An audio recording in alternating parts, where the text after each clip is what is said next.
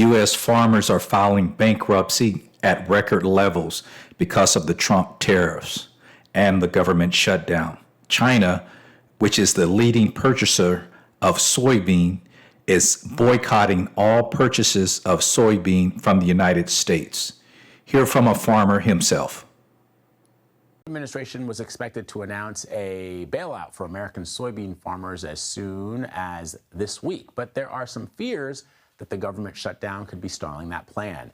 The soybean industry has been particularly hard hit by the trade war as China boycotts the American export.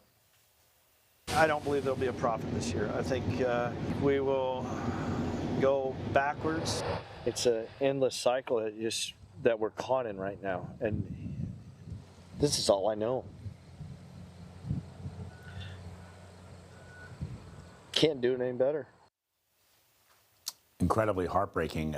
Let's bring in CBS News correspondent Lana Zak, who's joining me now from Iowa City, where many farmers are sadly feeling the pinch. That gentleman you were speaking to there, Lana, you can just hear and see how devastating all of this has been for him. So just break down for our viewers the consequences that are sort of trickling down to farmers who are facing these dire straits from trade tariffs over the last few months.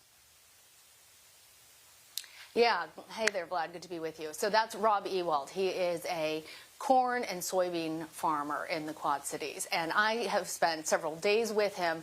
And over the course of all of that time, that was the rare breakthrough of emotion that we heard from him.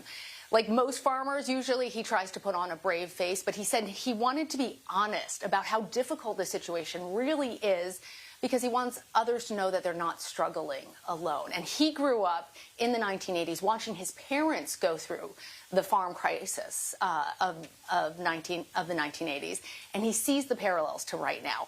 Part of the problem is that he, as he said, pitched a perfect game. He has a huge harvest. He has tried to keep his expenses low, but with tariffs, all of those expenses have gone up, and the cost for machinery has gone up, the cost for repairs has gone up, fertilizer, all those input costs are much higher now.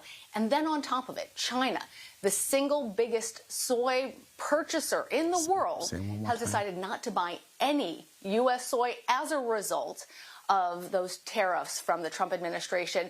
That means right now he is stuck with all this extra produce, and he doesn't even know really what to do with it, whether he should hold on to it or sell it at an extremely low price.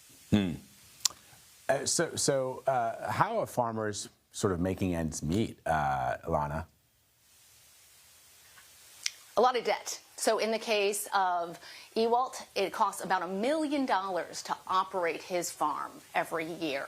And so all farmers really operate with loans, a combination of government loans, private loans, and with President Trump promising that this aid package was going to come because they're being so severely hurt by these tariffs. And there's a delay now because of the government shutdown. I spoke with an agricultural economist at Iowa State University, Chad Hart. Here's what he had to say. Payments can't flow today because of the government shutdown. It also means that, if you're looking for a government loan right now, you're not able to obtain a new loan. They'll continue to service old loans, but new loans are now shut off. And one of the big things for the market, as we're concerned there, is the lack of government reports. That will leave the market with a lot more uncertainty as we move through harvest than we usually have. So the announcement that was supposed to come from the Trump administration of somewhere around $12 billion, we are told right now it can't come because the USDA workers that would put that into place right now, Vlad, they've been furloughed. Wow. All right, Lana Zak with some crucial reporting for us.